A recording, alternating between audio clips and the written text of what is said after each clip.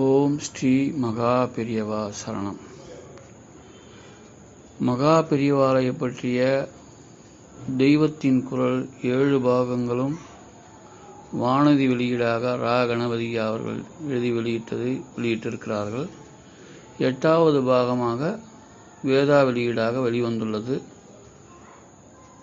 அந்த ரா கணபதி ஐயா அவர்களுடனான நினைவுகளை நந்தவனத்தில் ஓர் ஆண்டி என்ற நூலில் வேதா டி ஸ்ரீதரன் ஐயா அவர்கள் பகிர்ந்துள்ளார்கள்.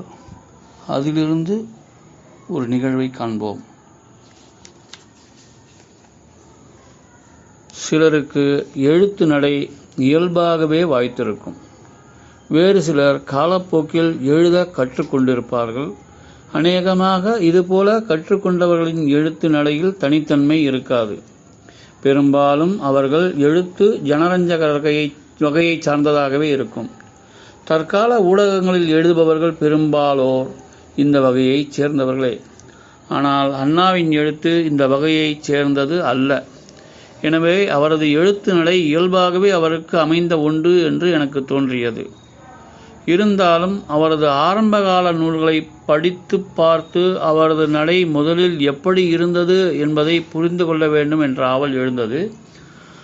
அண்ணாவிடம் வர ஆரம்பித்து பல மாதங்களுக்கு பின்னர் அண்ணாவின் முதல் நூலாகிய ஜெய ஜெயசங்கர படிக்கும் வாய்ப்பு கிடைத்தது. அந்த முதல் நூலிலேயே அண்ணாவின் தனித்துவமிக்க எழுத்து நடை மிளிர்வதை காண முடிந்தது.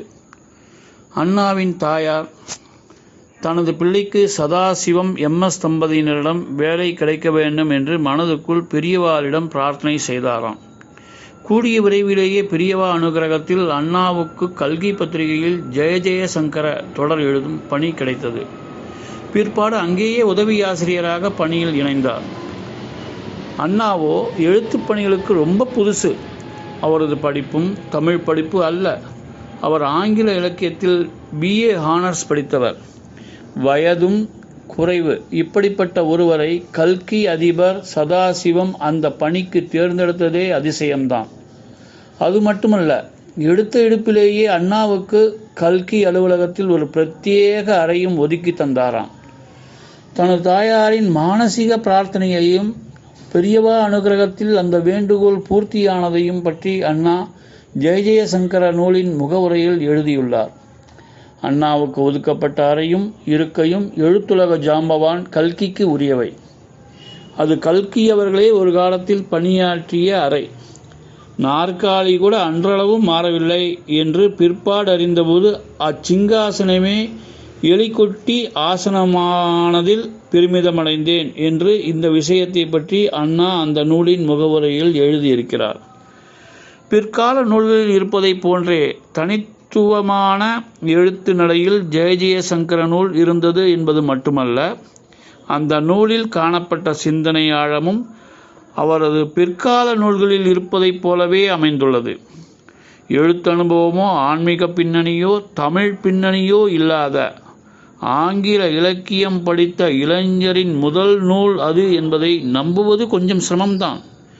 இந்த நூல் எழுதுவதற்கு 3 வருடங்கள் முன்பு வரை அண்ணாவுக்கு தெய்வ நம்பிக்கை இல்லை என்பதும் குறிப்பிடத்தக்க விஷயம். ஜெய ஜெயசங்கர நூலின் அட்டைப்படம் தொடர்பான ஒரு வினோதமான சம்பவமும் உண்டு. கல்கியில் அது தொடராக வெளிவந்து பிற்பாடு கலைமகள் பதிப்பகத்தால் நூலாக வெளியிடப்பட்டது. கல்கியில் தொடராக வெளியான போதே பெரியவா வாரம் தவறாமல் அதை படித்து வந்தார். புத்தகம் வெளிவரும்போது அதற்கு அவர் ஸ்ரீமுகம் வழங்கினார். ஆனால் ஜெய ஜெயசங்கர என்ற அந்த நூலுக்கு அளித்த ஸ்ரீமுகத்தில் அந்த நூலின் பெயரை பெரியவா ஜெய ஜெயசங்கர அரகர சங்கர என்று தவறுதலாக குறிப்பிட்டிருந்தார். ஸ்ரீமுகத்தில் நூலின் பெயர் தவறுதலாக இருக்கிறதே, என்ன செய்யலாம் என்று அண்ணா யோசித்து கொண்டிருந்த வேளையில் ஓவியர் மணியம் வரைந்த அட்டைப்படம் வந்து சேர்கிறது. நூலின் முன் அட்டைக்கான படத்தில் ஜெய ஜெயசங்கர என்றும் பின் அட்டைக்கான படத்தில் ஹரஹர சங்கர என்றும் அவர் எழுதியிருந்தார். ஜெய ஜெயசங்கர ஹரஹர சங்கர ஆகிய இரண்டும் எப்போதும் சேர்த்தே சொல்லப்படுபவை. எனவே ஓவியரிடம் அட்டைப்படம் வரைய சொல்லும்போது பின் அட்டையில் அரஹர சங்கர என்று தலைப்பு போடுமாறு அண்ணா சொல்லியிருந்தார். ஆனால் அது அவருக்கே நினைவில்லை.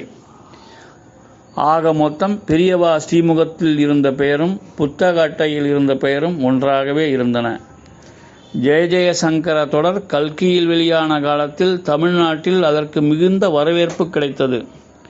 ஜெய ஜெயசங்கர அண்ணாவை புகழ்பெற்ற எழுத்தாளர் ஆக்கிவிட்டது. அதன் விளைவாக சுவாமி விவேகானந்தர் சரிதம் எழுதுமாறு அவரை ராமகிருஷ்ண மடத்தினர் கேட்டுக்கொண்டார்கள். அவரும் எழுதினார். தமிழகத்தின் திரைத்துறையில் சிவாஜி கணேசன் மிகவும் பிரபலமாக இருந்த நாட்களவை. அப்போது சிவாஜியின் நடிப்பை நன்கு வெளிப்படுத்தும் விதமாக ஒரு புராண கதை எடுக்க வேண்டும் என்று சிலர் முயற்சி செய்தார்களாம். அவர்களது முதல் சாய்ஸ் ஜெய ஜெயசங்கர. ஆனால் ஏதோ காரணத்தினால் அந்த முயற்சி கைவிடப்பட்டது.